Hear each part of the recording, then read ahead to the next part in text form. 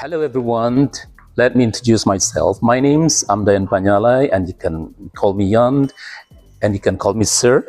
I am one of the lecturers at Faculty of Economics at Trisakti English Center.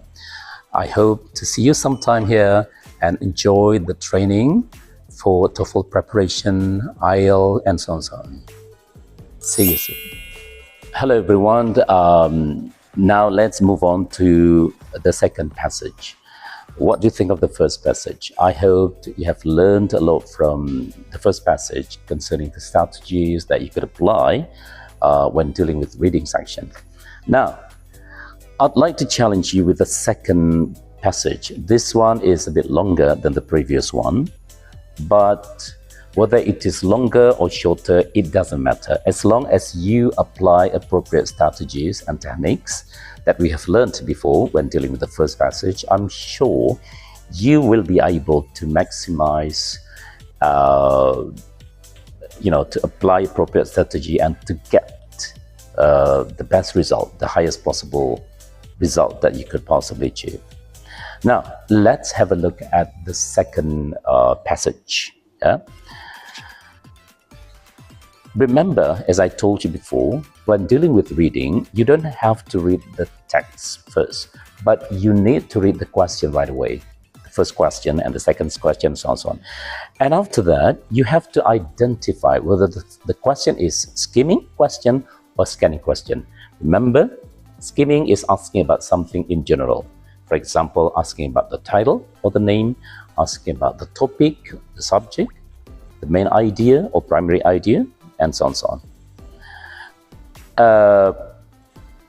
Now, let's have a look at the first question.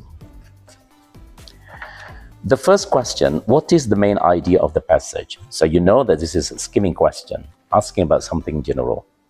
Remember, you don't need to read the whole text to be able to answer this type of question, but you only need to read a certain part in the passage, yeah, especially the first paragraph. Now, let's have a look at this one. What is the main idea of the passage? A. Lithium-ion batteries are the future of energy storage. B. Renewable energy storage faces technical and ethical challenges but offers promising solutions. C. Solar and wind power are unreliable. D. All countries must stop using cobalt immediately. Right? Now let's have a look at the the text. To answer this question, read the first paragraph only, because this is the introductory paragraph. Introductory paragraph is the one that very often introduces the idea that will be developed by the writers. Okay, now let's have a look at this one. The transition to renewable energy sources like solar and wind power is critical for mitigating climate change.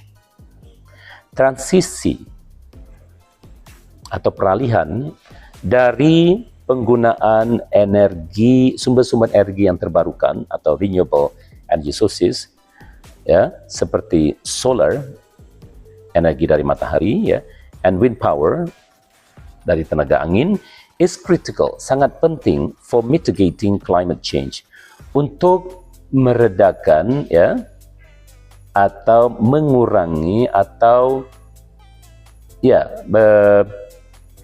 perubahan iklim yang semakin cepat, ya, terutama menuju ke sesuatu yang buruk, ya, negatif, misalnya panas, ya, panas yang semakin meningkat dan lain sebagainya, ya.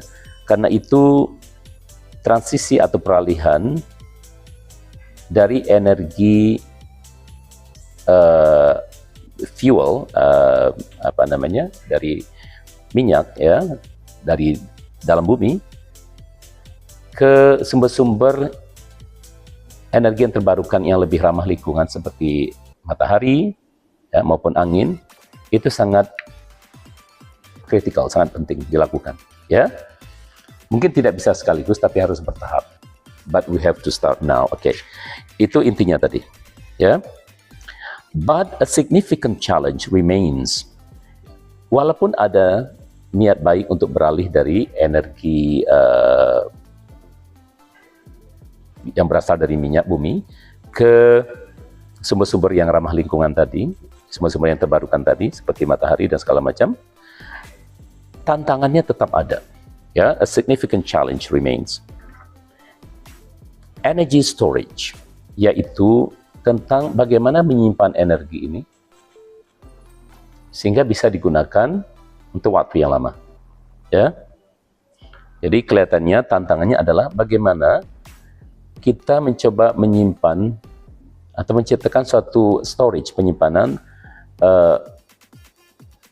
tenaga listrik atau power supply dari sumber-sumber energi terbarukan tadi seperti matahari dan angin tadi ya. Unlike fossil fuels, tidak seperti energi dari bumi yang berasal dari seperti minyak ya, yang merupakan fossil fuels ya, which provide continuous energy, yang selalu senantiasa memberikan energi yang berkelanjutan. Renewables are intermittent ya. Energi terbarukan ini are intermittent ya.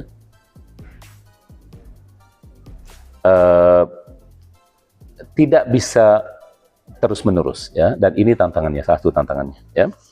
Oke, kalau gitu coba kita lihat pertanyaan pertama. Pertanyaan pertama adalah apa main idea atau pokok pikiran di bacaan di atas ya. Nah, tentunya dari 4 pilihan yang ada, tadi kita sudah cek ya, apa saja pilihannya. Tentunya kita setuju bahwa opsi B, yaitu renewable energy storage, penyimpanan energi yang terbarukan ini, yang berasal dari matahari dan angin tadi, faces technical and ethical challenges, ya, menghadapi tantangan baik bersifat teknis maupun bersifat etis, ya, but offers promising solutions, ya. Walaupun dia menawarkan solusi atau jalan keluar yang cukup menjanjikan, tapi ternyata masalah penyimpanannya masih menghadapi tantangan baik yang bersifat teknis maupun bersifat etis, ya, etika. Oke. Lanjutkan sekarang ke pertanyaan yang kedua, ya. According to the passage, what is a limitation of lithium-ion batteries? Oke. Nah, ini berarti pertanyaannya sudah scanning ini, bukan skimming lagi ya, sudah menanyakan hal-hal yang detail ya. Dan kita bacanya baris per baris ya. Tapi ingat sekali lagi, kalimat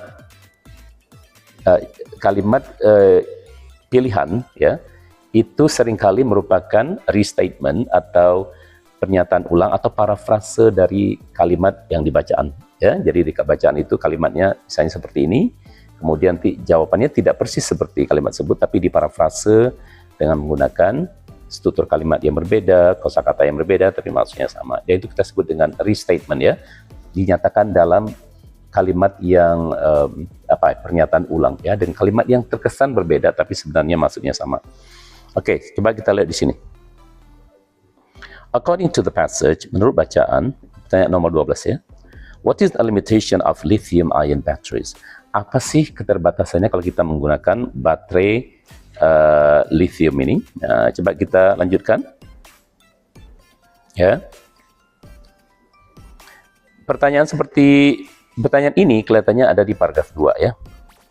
Lithium-ion batteries, ya, baterai lithium, ya salah satunya adalah yang dipakai di berbagai gadgets ya, kayak cellphone ya, HP kita, dan juga benda-benda elektronik lainnya ya. Widely used in electric vehicles, yang sekarang digunakan secara luas pada kendaraan listrik ya, and consumer electronics, dan juga bahan-bahan elektronik yang dipakai masyarakat, dominate the current energy storage market ya, mendominasi ya pasar penyimpanan energi yang ada saat ini ya. Jadi sampai saat ini salah satu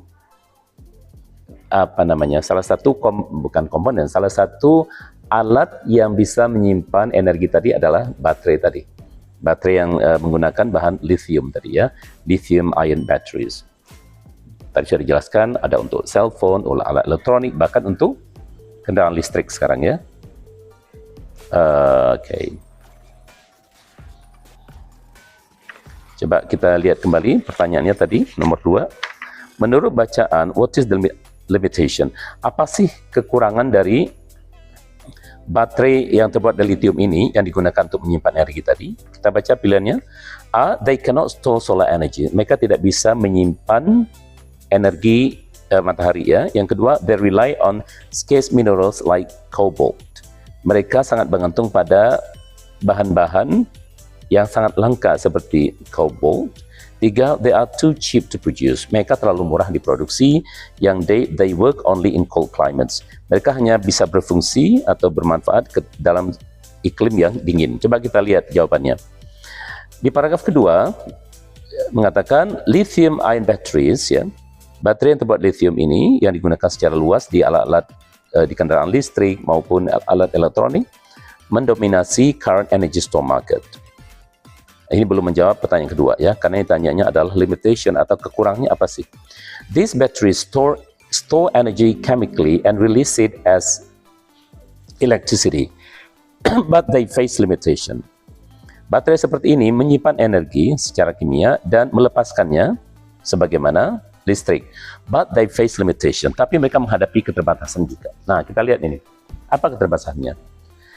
Their high cost reliance on scarce minerals like cobalt, ya.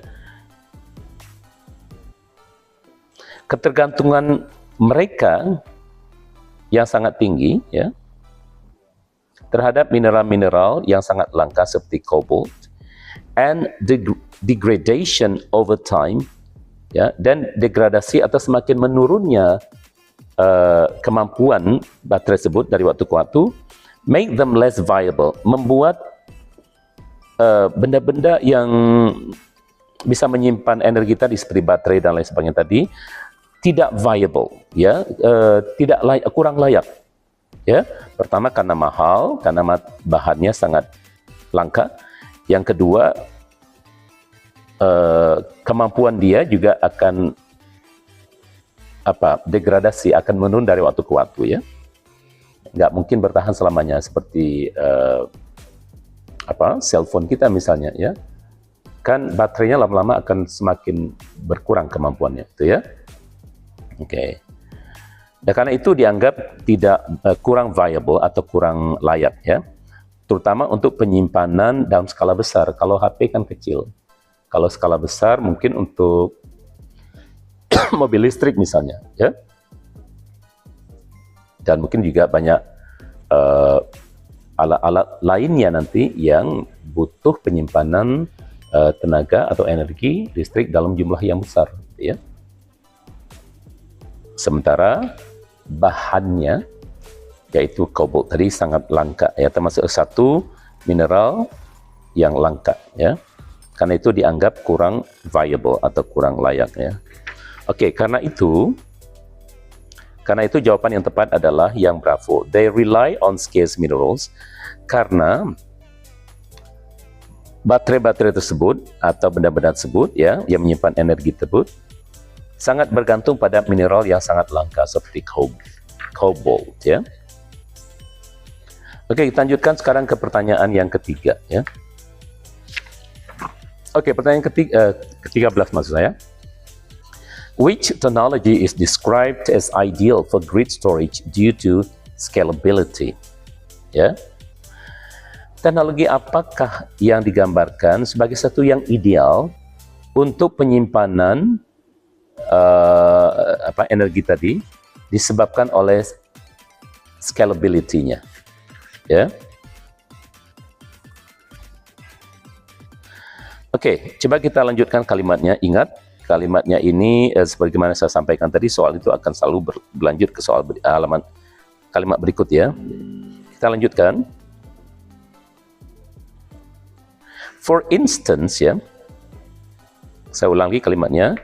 Jadi ketergantungan biaya yang sangat besar pada mineral yang sangat langka tadi seperti cobalt serta degradasi atau menurunnya kemampuan penyimpanan tadi dari waktu ke waktu membuat pilihan ini menjadi kurang layak, ya, terutama untuk penyimpanan dalam skala besar. For instance, sebagai contoh, 2023 study in Nature Energy, ya, estimated that global lithium reserves could be depleted by 2040 if demand continues unabated.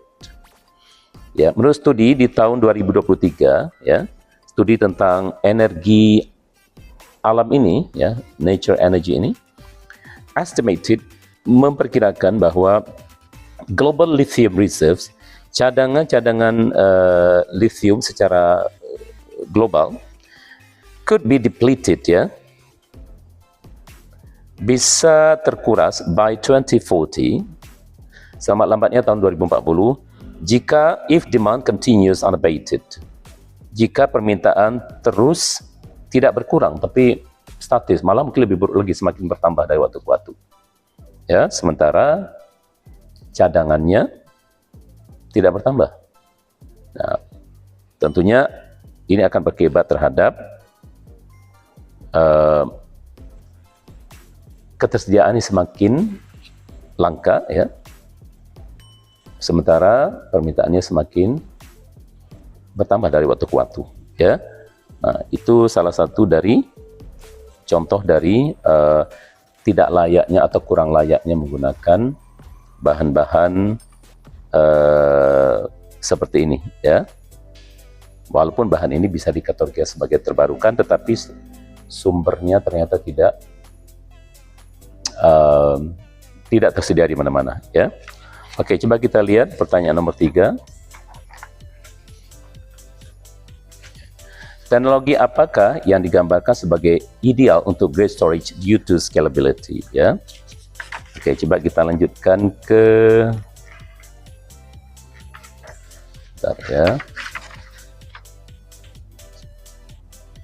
Oke, kita lanjutkan kalimat berikutnya. Emerging alternative include, ya.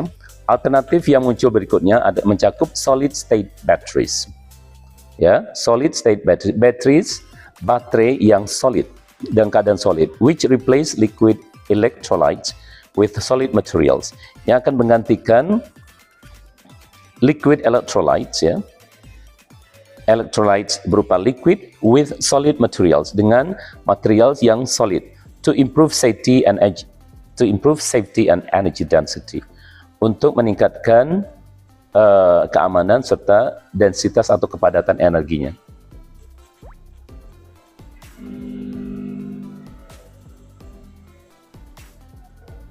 Oke. Kira-kira sudah menjawab pertanyaan atau belum? Oke, coba kita lihat kembali.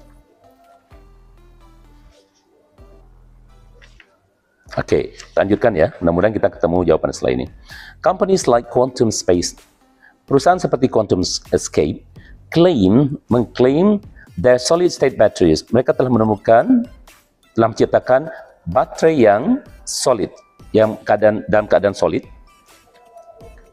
could double the range of electric vehicles. Bisa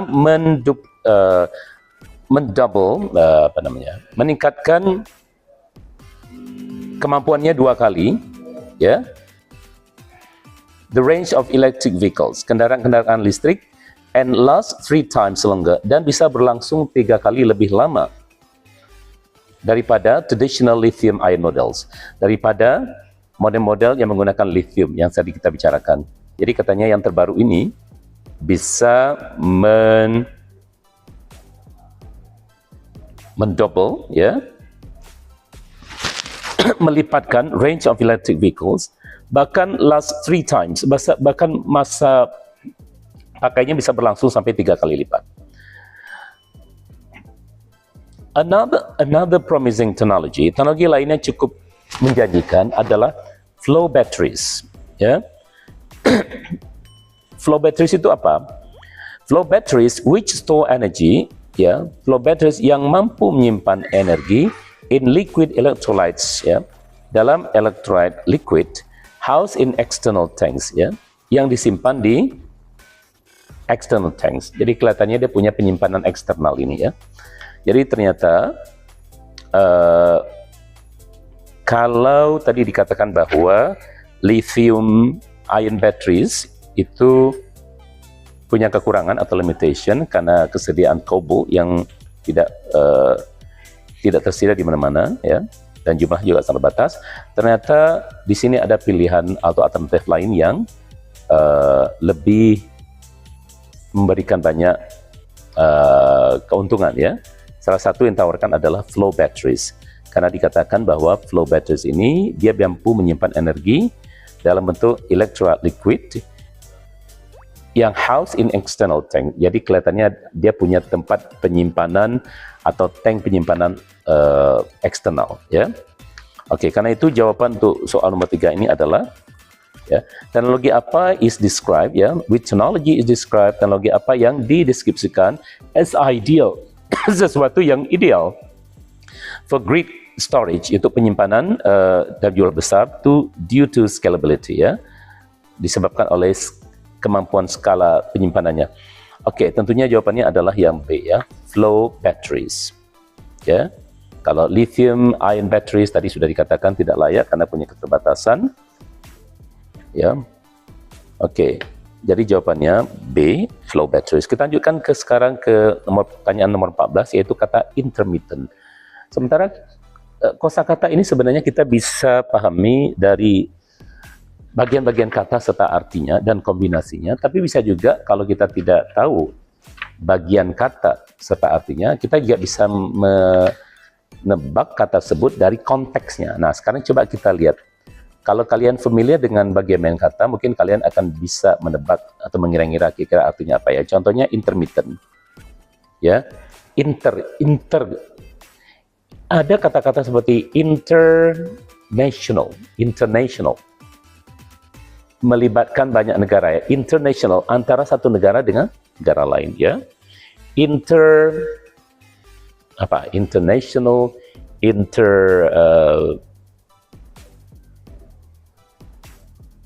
ya, jadi kita bisa lihat bahwa kata inter ini bahasa Indonesianya kira-kira antar ya, inter islands berarti antara satu pulau dengan pulau lain ya. Jadi sesuatu yang tidak terhubung langsung ya, tapi sesuatu yang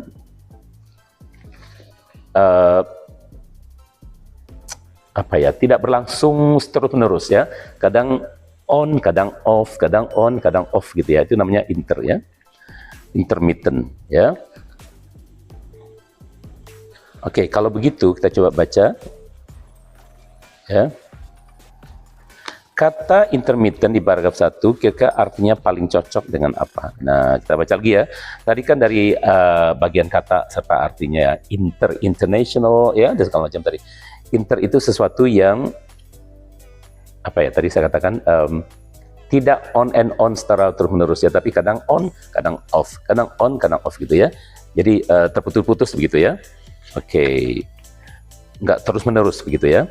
Nah, tapi siapa tahu konteks dari bacaan ini juga bisa membantu kita menebak artinya ya. Nah, kata intermittent di paragraf 1 ya, artinya paling tepat dengan kata apa ya. Coba kita lihat. Kita baca lagi ya paragraf 1 tadi. Maksud saya hanya untuk melihat konteksnya saja supaya bisa membantu kita. Paragraf 1 sebentar. Nah, ini.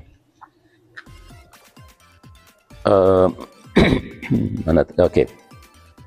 Di kalimat kedua ya, baris ketiga, unlike fossil fuels, tidak seperti minyak yang berasal dari fosil atau minyak bumi, which provide continuous energy, yang selalu memberikan atau menyediakan energi yang berkelanjutan, artinya selalu ada ya, sampai mungkin suatu saat habis. Renewables, energi yang terbarukan, are intermittent. Ya, nah, intermittent ini kemudian dicoba jelaskan oleh penulis dengan memberikan tanda strip atau hyphen. Kemudian setelah hyphen itu mencoba memberikan pada kita sedikit gambaran tentang intermittent itu apa. Jadi di sini penulisnya berbaik hati untuk memberikan kita clue atau petunjuk kira-kira intermittent itu apa. Coba kita baca setelah strip itu. Solar panels, panel matahari, generate, menghasilkan electricity, listrik, only during daylight. Hanya di siang hari. Ya. Sedangkan wind turbines, ya, turbin angin, depend on weather condition. Dia akan menghasilkan energi tergantung dari kondisi cuaca. Jadi di sini penulis menjawab mengatakan bahwa solar panel untuk menangkap energi matahari tadi, generate hanya akan menghasilkan listrik pada siang hari. Kalau malam hari ketika tidak ada matahari, mereka tidak bisa menghasilkan listrik. Jadi artinya tidak on and on secara terus-menerus, tapi on and off. Ya, siang ada matahari, mereka bisa menghasilkan listrik dari matahari. Ya, malam tidak. Jadi kita tahu bahwa on and on itu lawan dari continuous, ya. Continuous itu satu yang berkelanjutan, on and on itu berarti tidak berkelanjutan. On and off, ya. On and off, on di siang hari, off di malam hari.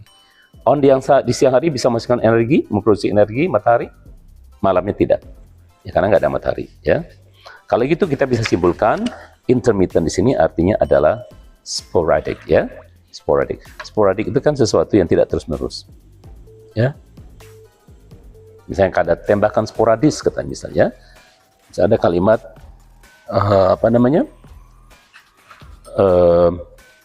ya, para pemberontak itu menembak secara sporadis, artinya tidak terus-menerus, ya. Tembak, kemudian mereka menghilang, tiba-tiba tidak ada momen lagi mereka nembak lagi. Itu namanya sporadik, ya. Jadi intermittent di sini artinya sama dengan sporadik, ya. Kemudian pertanyaan berikutnya adalah ini reference nomor 15. There di paragraf 2 refers kemana? Ingat, untuk reference ini pertama kita cukup mundur satu kalimat sebelumnya saja. Tidak harus tahu konteks bacaan ini secara keseluruhan, ya. Yang kedua, ingat pronoun yang ditanyakan itu tunggal apa jamak.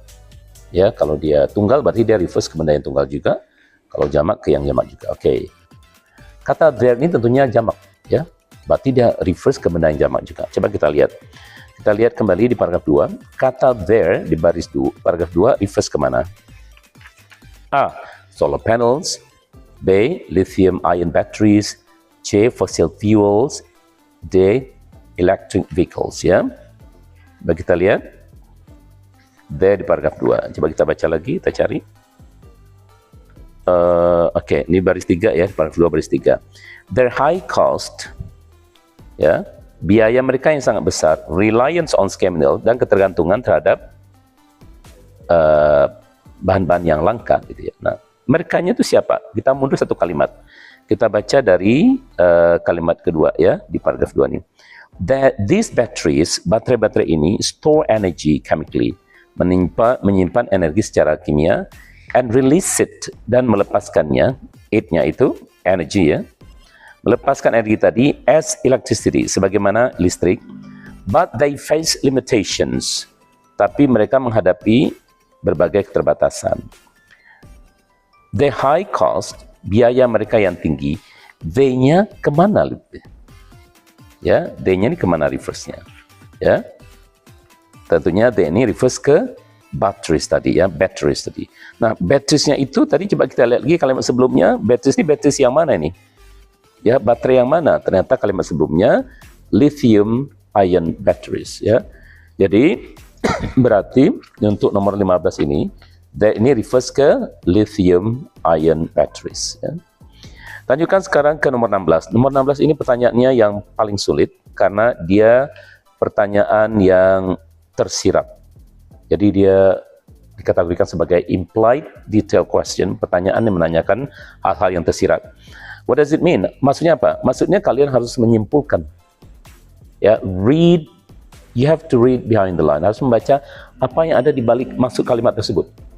Maksud di balik kalimat tersebut, ya. Bukan reading on the line, bukan read on the line, ya. Tapi read behind the line.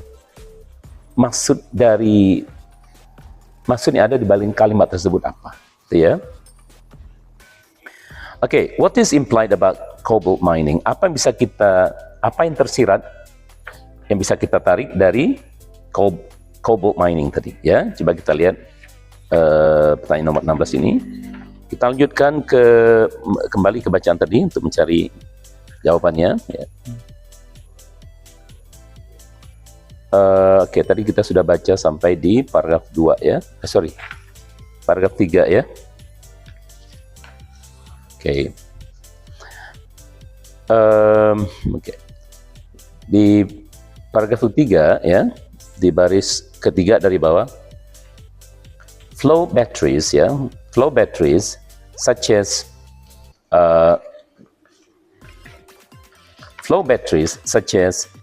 vanadium redox systems excel in scalability. Dia sangat sempurna, sangat mumpuni dalam scalability-nya, ya, dalam kemampuan skalanya, ya, and longevity, ya, daya tahannya, masa bertahannya gitu ya, making them ideal, membuat mereka ideal for grid storage, untuk penyimpanan dalam skala besar ya. Pilot projects in Germany and California have demonstrated their ability to power small towns for over 10 hours during outages. Ya. Proyek-proyek awal di Jerman dan California telah menunjukkan bahwa kemampuan mereka, ya, kemampuan dari baterai-baterai ini, vanadium redox, flow batteries ini, ya, to power small towns, untuk memberikan energi atau power ke kota-kota kecil for over 10 hours during outages, selama 10 jam ya, during outages, selama terjadi pemadaman ya, atau gangguan sementara terhadap penyediaan pelayanan listrik ya. Nah, pada saat terjadi gangguan tersebut, dikatakan di sini bahwa baterai flow batteries tadi mampu menyediakan tenaga listrik ke kota-kota yang kecil ya, selama lebih dari 10 jam ya, selama terjadinya gangguan atau pemadaman listrik ya. Oke. Sekarang berarti belum menjawab pertanyaan nomor 16 ya. Pertanyaan nomor 16 ini, sekali lagi pertanyaan adalah, apa yang tersirat tentang cobalt mining?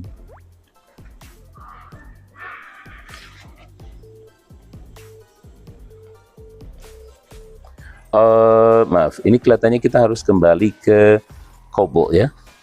Cobalt ini ada di paragraf, sorry. Tadi kayaknya ada di paragraf 2, sorry.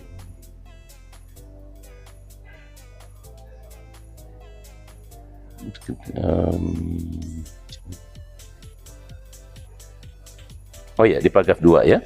Kita lihat lagi paragraf 2. Their high cost, biaya yang tinggi, reliance on scarce minerals, dan ketergantungan terhadap mineral yang langka seperti cobalt, and the degradation over time, dan makin menurunnya daya dari baterai tersebut dari waktu ke waktu, make them less viable, membuat mereka menjadi kurang layak untuk penyimpanan dalam skala besar ya.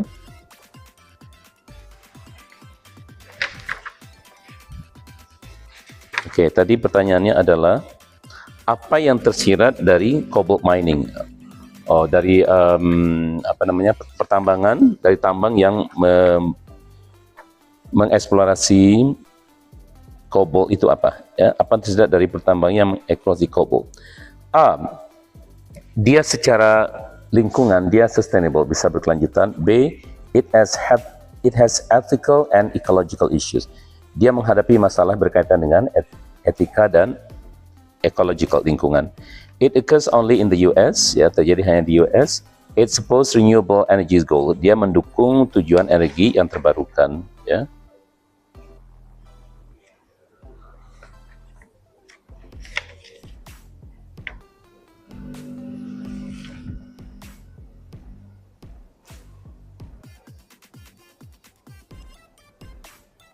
Oke, sorry, kita kembali kita lanjutkan ke paragraf ini ya, paragraf 4.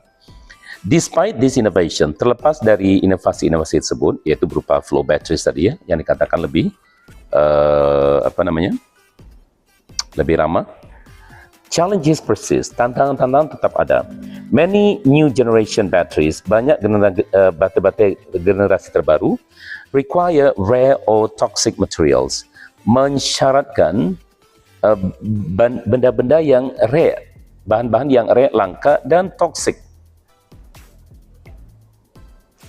beracun gitu ya. Raising environmental and ethical concern, yang akhirnya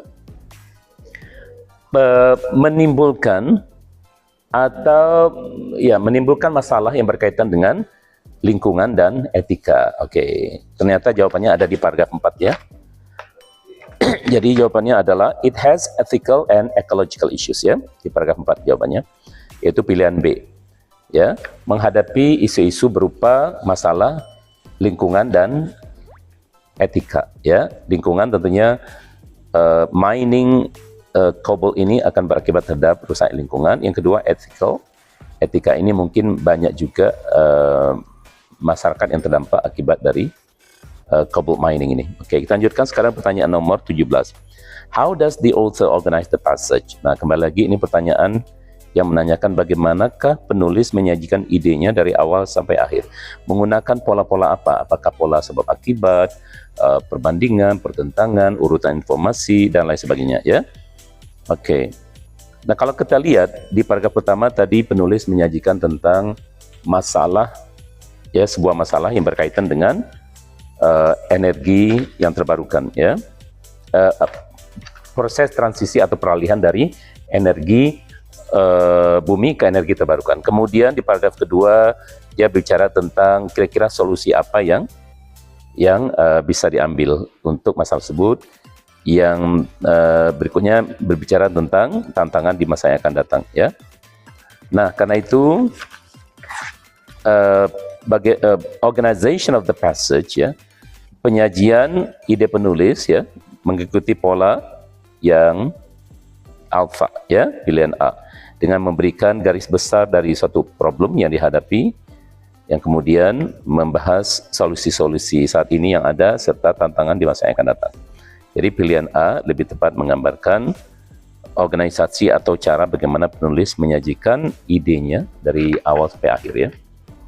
Sekarang kita coba lihat ke pertanyaan 18 ya. What topic would the preceding paragraph likely discuss? Oke, ini kembali lagi pertanyaan yang menanyakan sebelum bacaan ini ada paragraf, tapi kita tidak punya paragrafnya. Kira-kira paragraf sebelum bacaan tadi apa ya topiknya ya? Lagi ya, pertanyaan yang unik ini sebenarnya.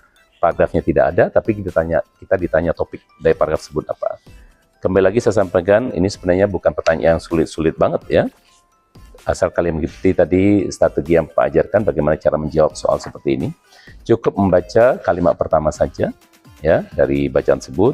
Kemudian coba melihat adakah sesuatu clue atau kata penghubung ataupun apapun yang menunjukkan hubungan dari paragraf sebelumnya dengan paragraf awal yang ada di bacaan kita ya. Oke, coba kita lihat soal kembali lagi. Topik apakah yang kemungkinan ada atau dibahas di paragraf sebelum bacaan ini? Oke, kita cukup membaca kalimat pertama ya. Balik lagi paragraf 1. Transisi atau peralihan dari sumber energi yang terbarukan seperti tenaga matahari maupun tenaga angin sangat penting untuk mitigating atau meredakan perubahan iklim ya. Tetapi tantangan yang sangat penting, tantangannya juga ada ya. Oke, kalimatnya sekali lagi saya ulang. Transisi kepada sumber-sumber energi yang terbarukan seperti energi matahari, tenaga matahari ya, dan angin, itu ada satu yang sangat penting untuk memitigate, untuk meredakan perubahan-perubahan iklim sangat drastis yang terjadi saat ini akibat dunia ya, bagian negara di dunia ini menggunakan energi fuels ya, energi dari dalam bumi ya. Kalau kalimatnya seperti itu, berarti paragraf sebelumnya berbicara tentang apa? Kenapa harus ada transisi dari minyak bumi ya fuel energy ke energi matahari dan energi angin yang katanya bisa terbarukan. Kenapa harus ada transisi? Kenapa kita baru beralih katanya? Ya, karena ternyata pasti paragraf sebelumnya bicara tentang energi yang bumi tadi yang ternyata menimbulkan banyak masalah, banyak problem. Di samping cukup membantu, tapi masalahnya juga banyak masalah yang diakibatkannya. Karena itulah perlu transisi ke energi yang terbarukan atau renewable energy. Karena itu kita bisa simpulkan bahwa paragraf sebelum bacaan ini bicara tentang ya akibat dari penggunaan energi fosil atau energi minyak bumi tadi ya terhadap lingkungan. Karena itulah kita butuh transisi dari energi minyak bumi tadi ke energi yang lebih ramah, yang terbarukan seperti panas matahari dan lain sebagainya. Ya, jadi secara logika masuknya.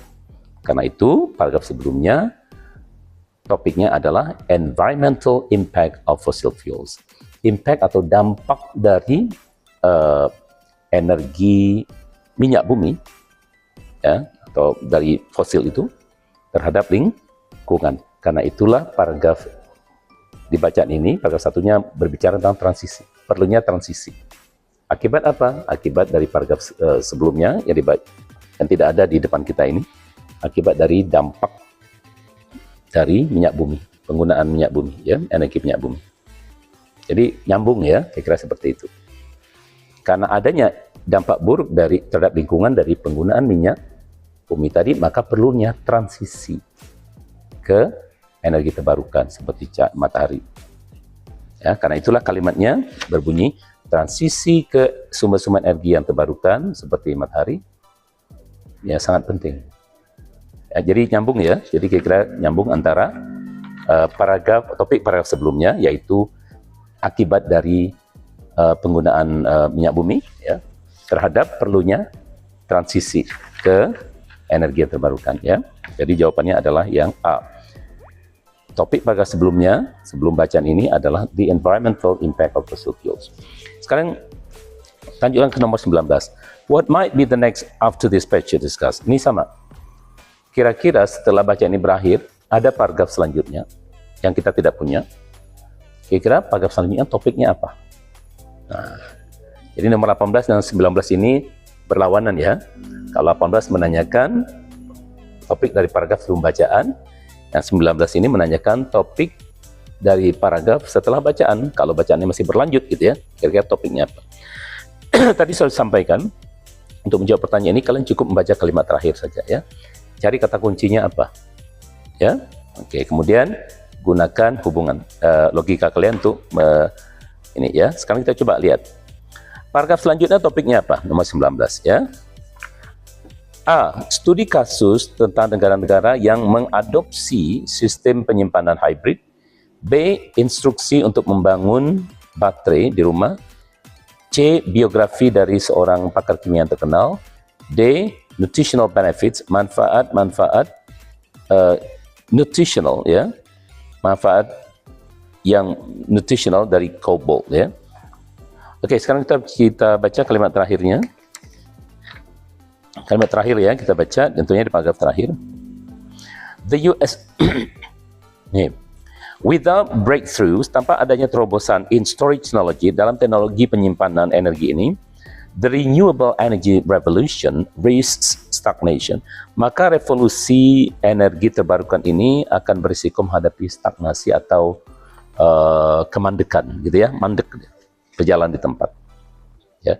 Nah, kalau kalimatnya seperti itu, tanpa adanya terobosan-terobosan dalam teknologi yang bisa menyimpan energi dalam jumlah besar dan waktu yang lama ini, maka revolusi beralih dari energi bumi ya ke energi yang terbarukan seperti matahari akan mengalami kemandekan.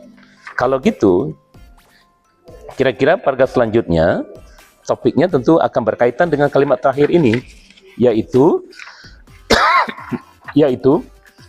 case studies of countries ya, negara-negara yang sudah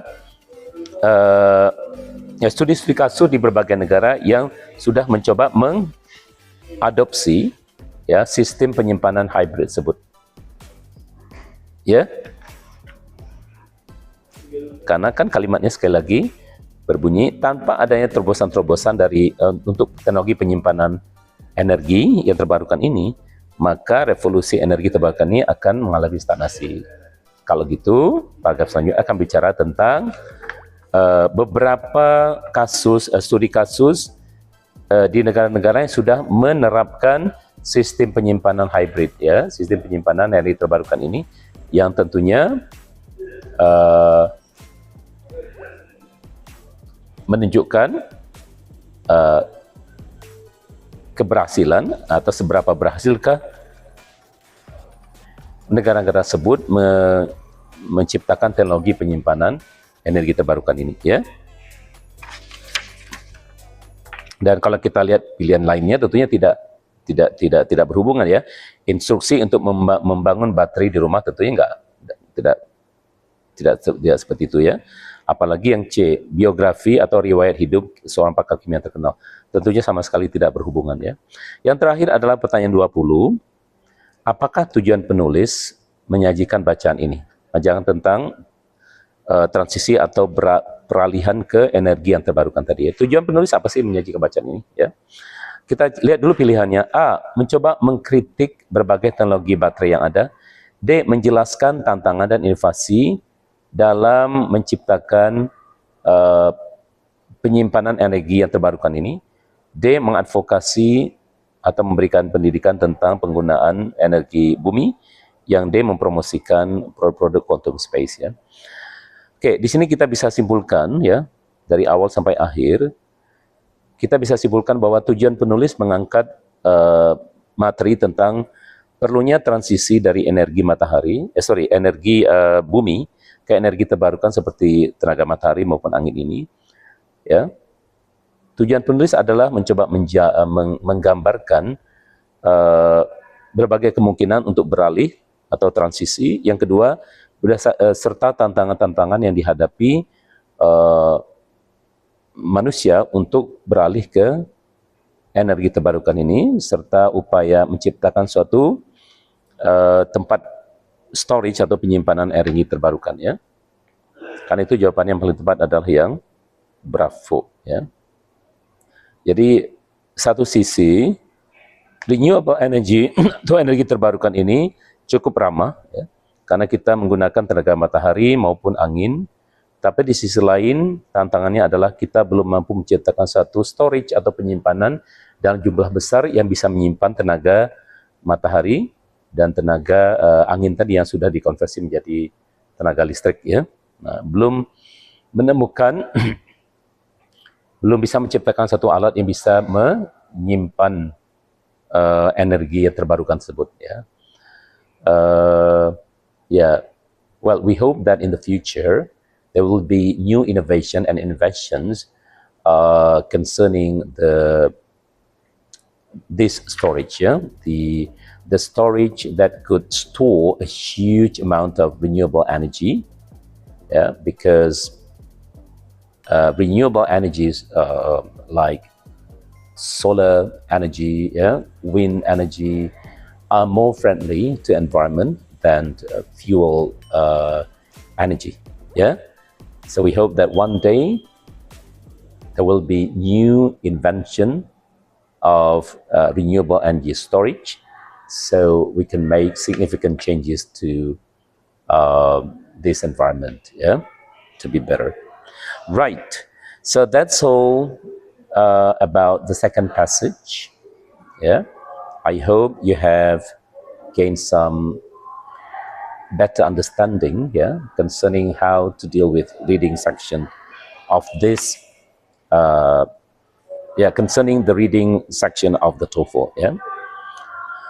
Thank you so much for participating and paying attention to this.